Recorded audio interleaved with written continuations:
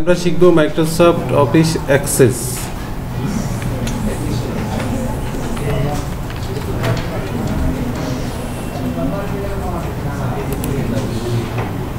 Microsoft office access লেখা আছে Microsoft office access 2007।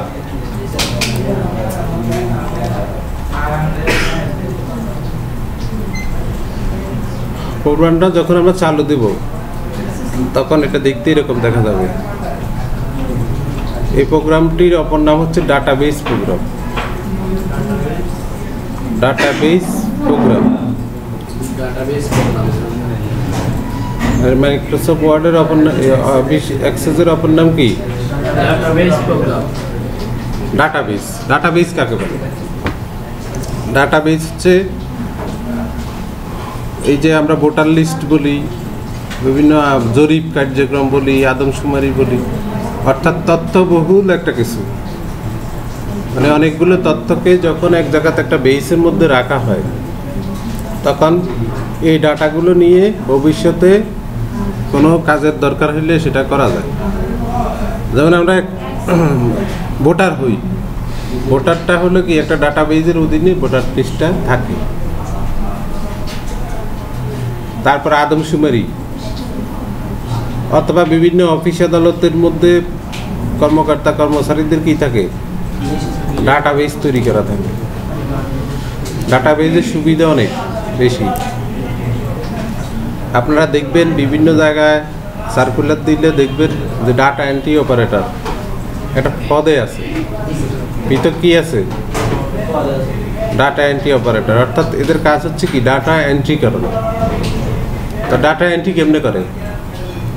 আমরা যে কাজসমূহ করি টাইপ করি না, অর্থাৎ একটা চক থাকবে, চকটা সাজানো গোছানো থাকবে, শুধু ওখানে তথ্য যে যে ফিল্ড নেমের মধ্যে যে যে তথ্যসমূহ দেওয়া দরকার সেই তথ্যসমূহ এন্ট্রি দিতে হবে। তারপরে এই ডাটাকে নিয়ে পরে প্রিন্ট করা যায়, সাজানো গোছানো থেকে শুরু করে সব কিছু ডাটাবেসের মাধ্যমে কন্ট্রোল করা যায়। তো আমরা এখন কি প্রোগ্রাম চালু করছি? অ্যাক্সেস। এটা তথ্যবহুল একটা প্রোগ্রাম বা তথ্য এন্ট্রি করার একটা প্রোগ্রাম। তো এখানে ধরে তথ্য এন্ট্রি করা যায় না। তথ্য এন্ট্রি করতে গেলে আমাদেরকে কিছু কাজ করতে হয় আগে, অর্থাৎ ডাটাবেস বানাইতে হয়, ডাটা টেবিল বানাইতে হয়, ফিল্ড নেম দিতে হয়। এই কাজগুলো ধাপে ধাপে না করলে আমরা সঠিক ডাটাবেস বানাইতে পারতাম না। অর্থাৎ কতগুলো নির্দিষ্ট ধাপের পরে আমরা কাজ করতে পারি। আমরা শুরু করি নাকি? এখন প্রোগ্রামটা আমরা এরকম করে দেখতে পাচ্ছি। তো এখানে getting start with Microsoft office access লেখা আছে। তো এখানে ব্ল্যাঙ্ক ডাটাবেস আছে। আবার এদিকে বিভিন্ন টেমপ্লেট মানে ডাটাবেসের বিভিন্ন এক্সাম্পল দেওয়া আছে অনলাইনে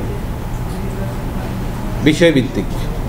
আমরা এগুলো ব্যবহার করাটা, তো এগুলো তো বানানো আছে, তো এগুলো ব্যবহার করা তো সহজ। আমরা নিজেদের মতো করে একটা বানাবো, এই জন্য আমরা যাবো হইলো ব্ল্যাঙ্ক ডাটাবেস। যখন ব্ল্যাঙ্ক ডাটাবেসে ক্লিক দেবো তখন কি পরিবর্তন হয়? এই যে ডান পাশ দিয়ে একটা ব্ল্যাঙ্ক ডাটাবেস উইজার্ড আসছে, এখানে লেখা আছে কি blank database. create a Microsoft Office Access database that does not contain any existing data or object। মানে বলছে যে এটা নতুন করেই হবে, এখানে আগের কোনো কিছু নাই। তা এখানে আছে কি ফাইল নেম, হ্যাঁ এখানে লেখা আছে কি ফাইল নেম, অর্থাৎ ফাইলের একটা নাম দিতে হবে।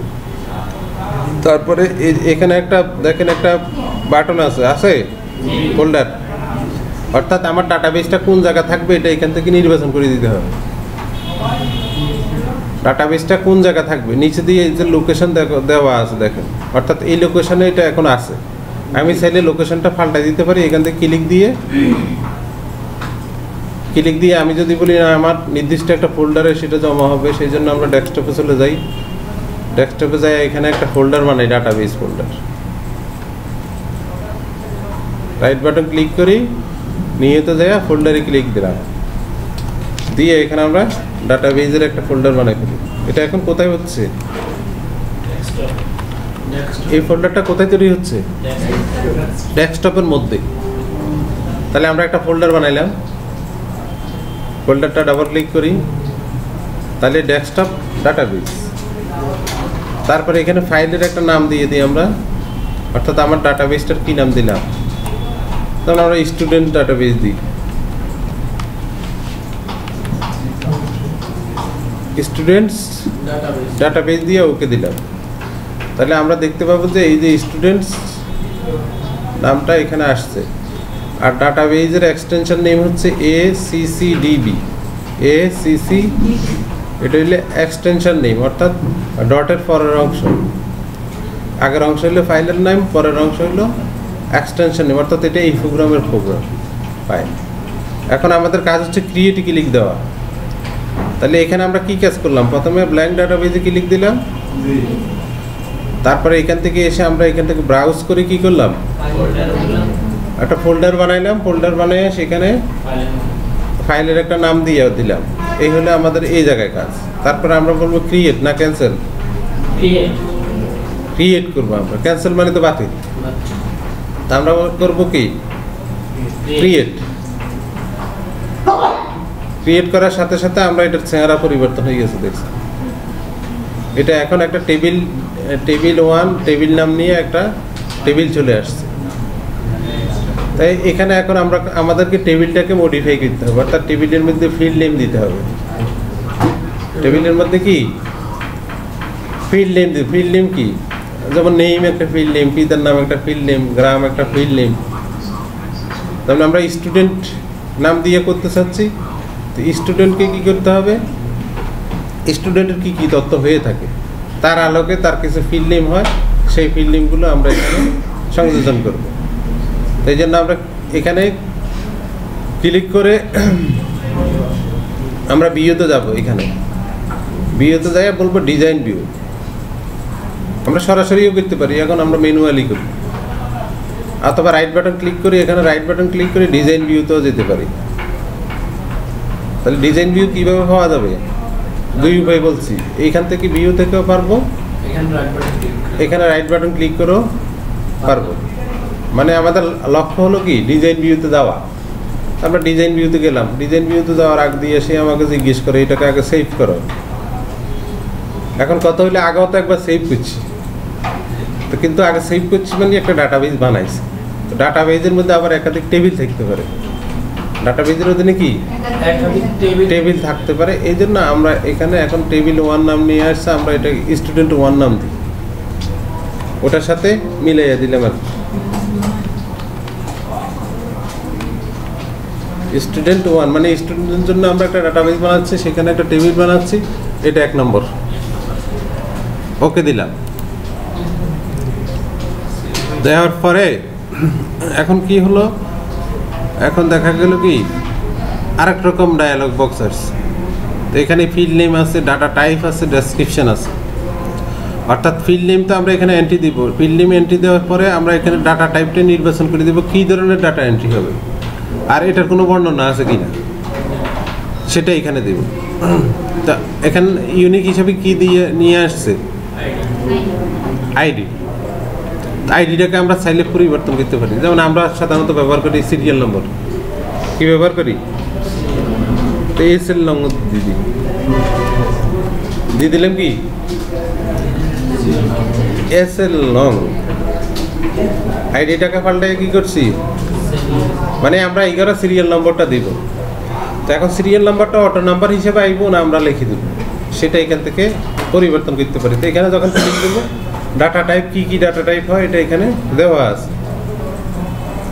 যেমন টেক্সট আছে, মেমো আছে, নাম্বার আছে, ডেট টাইম আছে, কারেন্সি আছে, অটো নাম্বার আছে, ইয়েস নো আছে, ওলি object, hyper link, attachment, lookup wizard. এগুলো হইলো কি ডাটা টাইপের বিভিন্ন ক্লাসিফিকেশন। অর্থাৎ ডাটা ফিল্ড নেম অনুযায়ী ডাটা টাইপটাকে পরিবর্তন করতে হবে। তা আমরা সিরিয়াল নাম্বারটা অটো নাম্বারে রাখি দিই, কারণ অটোমেটিক সিরিয়াল নাম্বার আসবে, তাইলে আর আমাদের ঝামেলা কম হবে, মানে ওই ঘর আমাদের পূরণ করা লাগবে না।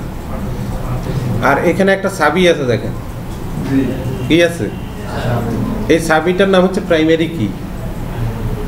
সাবির নাম কি? প্রাইমারি। আর প্রাইমারি কি? প্রাইমারি কি মানে হচ্ছে অর্থাৎ একটা ডাটা টেবিলের মধ্যে একটা ফিল্ড নেমকে সে ইউনিক হিসেবে নিবে, অর্থাৎ এটাকেই সে কী করবে, বেস হিসেবে ধরে বাকি ডাটাগুলো ম্যানিপুলেট করবে। অর্থাৎ এটা দুইবার হবে না। সিরিয়াল নাম্বারটা কি? সিরিয়াল নাম্বার নিয়ে আনিস, যদি আরেকটা সিরিয়াল নাম্বার দুইজনে মিলে ফিডে লিখবে না, লাগবো নি? তো সিরিয়াল নাম্বারটারে আমরা ইউনিক করে রাখলাম, অর্থাৎ সিরিয়াল নাম্বার আর হবে না, বেসটা হবে কি সিরিয়াল নাম্বার। এইটার নাম হচ্ছে প্রাইমারি কি, অর্থাৎ একটাকে প্রাইমারি কি হিসেবে নির্বাচন করে রাখলাম। মানে একই টেবিলের মধ্যে দুইটা প্রাইমারি কি হয় না, একটাই প্রাইমারি কি হয়, যেই ঘরে আমরা করি। তা এখন আমরা কি লিখতে পারি এখানে? স্টুডেন্টদের কি হয়? স্টুডেন্ট নেম নাকি?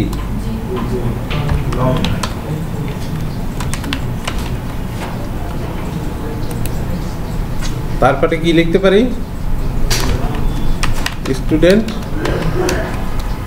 ফাদার্স নেম লিখি নাকি? এখানে দেখেন স্টুডেন্ট নেম লেখার পরে এই ডাটা টাইপটা আসছে কি টেক্সট, মানে আমরা এবিসিডি অক্ষর দ্বারা এটা লিখবো, এই জন্য টেক্সট আসছে। আমরা চাইলে যদি এই ঘরে নাম্বার ব্যবহার করি নাম্বার ফরম্যাট পাল্টে দিতে পারি, কিন্তু আমরা স্টুডেন্ট নেম তো ক্যারেক্টার দিয়ে লিখবো, এই জন্য এটা টেক্সট ডাটা টাইপ হিসেবে থাকবে। তারপরে আমরা এখানে মাদার্স নেম দিতে পারি,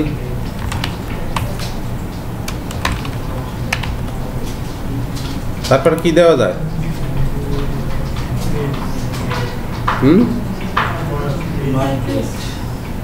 ডেট অফ বার্থ মানে জন্ম তারিখ। তার জন্ম তারিখ কি টেক্সট হবে? জন্ম তারিখের গত তো আমরা ওই যে অবলিক দিয়ে লিখবো, তো এখানে ডেট অ্যান্ড টাইম ফরম্যাট আছে, মানে জন্ম তারিখে কি আছে, এই যে ডেট অ্যান্ড টাইম, অর্থাৎ টাইম লেখার বা ডেট লেখার জন্য অবলিক ব্যবহার করা যাবে। তো এটা ডেট অ্যান্ড টাইম পরিবর্তন করে দিয়েছে। আর কি দিতে পারি? Mobile number. মোবাইল নাম্বারটা কি ফরম্যাট দিতে পারি? নাম্বার। তারপরে আরেকটা কি বলছেন? ক্লাস নেম, মানে কোন ক্লাস, এটা কিভাবে হবে? টেক্সট হবে। টেক্সটও দিতে পারে, আবার নাম্বার দিয়ে দিলে 1 2 3 4 দিতে পারে। তো এই কটা আমরা ফিল্ড নেম দিলাম এখানে দিয়ে, এখন এটাকে সেভ করে দেব। কি করব? সেভ করে দিই, এই যে সেভ বাটন আছে, দিয়ে দিলাম। এখন আমরা ডাটা এন্ট্রিতে চলে যাব। তো এই জন্য আমরা কি করব? এখানে ডাবল ক্লিক করব। কোনখানে? তাহলে এইরকম এই ফিল্ড নেমগুলো দেখবো আমরা উপরে চলে গেছে। এই ফিল্ড নেমে কোথায় যাবে? উপরে যাবে, ডাবল ক্লিক করলে উপরে চলে যাবে। গেছে কি না দেখেন, এই যে সিরিয়াল নাম্বার এখানে আসছে, স্টুডেন্ট নেম এখানে আসছে, এখানে স্টুডেন্ট ফাদার্স নেম আসছে, মাদার নেম আসছে, date of birth, mobile number, class name আসছে না? এবার আমরা এখানে কি করব? একজন করে তথ্য এন্ট্রি দিলে নিচের দিকে আরেকটা ঘর তৈরি হয়ে যাবে। স্টুডেন্টের নাম কি লিখতাম? আব্দুর রহিম। বাবার নাম কি লিখবো?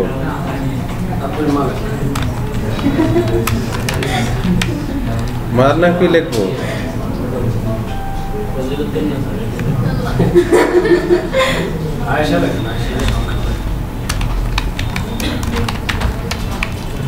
এর জন্ম তারিখ কবে দিব? এই জন্ম তারিখ ঘরে আসছি, দেখেন এখানে একটা ঘর আসছে, এখানে ক্লিক করে আমরা জন্ম তারিখ নির্বাচন করতে পারি। এর জন্ম তারিখ কবে আমরা এখানে দিতে পারি, অথবা আমরা লিখেও দিতে পারি। যেমন আমরা দিলাম যে 12/1/1999 দিলাম, এটা হলো কি ডেট অফ বার্থ। এবার মোবাইল নাম্বার আমরা দিতে পারি,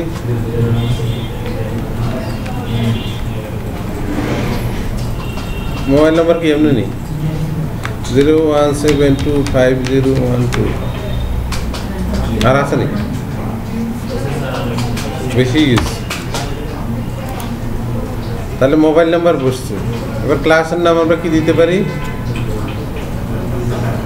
কোন ক্লাস দিতাম 5 দিয়ে দিলাম ক্লাস 5 আর তো নাই আমাদের তো এবার আবার 2 নম্বর করে আসি এই একটা কি আমরা লিখছিলাম না অটো আসছে অটোমেটিক আসছে এখন আবার আরেকটা ডাটা এন্ট্রি দিলে 2 পড়ে যায় এটা নিচে চলে যাবে অর্থাৎ ঘর অটোমেটিক হইতে থাকবে দেখছেন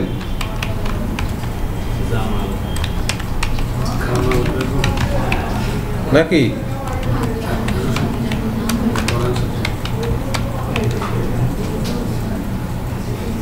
এখন আমরা এখানে যদি লেখা লিখতাম যাই দেখবেন লেখা হয় না আমরা জন্ম তারিখের ঘরে জন্ম তারিখ দিতে হবে কি বলে the value you enter does not match the date and time data type in this column মানে এখানে আর আমি লিখতে পারতাম না এখানে কি দেন লাগবে ওই সিস্টেমে দিতে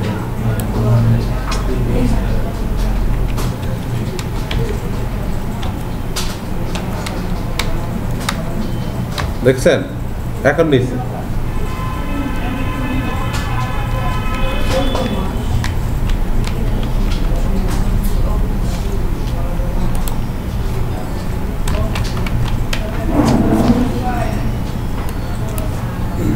তাহলে আমরা দুইজনের ডাটা অলরেডি এন্ট্রি করে ফেলছি কয়জনের ডাটা দুইজনের চাইলে আমরা কি আরো এন্ট্রি দিতে পারি নিচে নিচে এভাবে ওই ফিল্ড নেমের আলোকে আমাকে তথ্যগুলো এন্ট্রি দিতে হবে তাহলে আমরা ইতিমধ্যে কি শিখে ফেলছি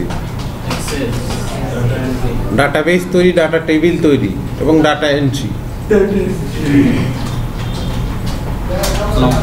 তো এটাকে এখন আমরা সেভ করে দিতে পারি এবার ক্লোজ করে দিলাম এখানে ফোল্ডার বানাইছিলাম কোনটা এই যে ডাটাবেস এটার ভিতর কি আছে এই যে স্টুডেন্টস ডাটাবেস এখানে আছে এবার এখানে ডাবল ক্লিক করলে কি হবে আবার আমরা ওই জায়গায় চলে গেছি এবার এখানে ডাবল ক্লিক করলে ডাটা শো করবে আসছে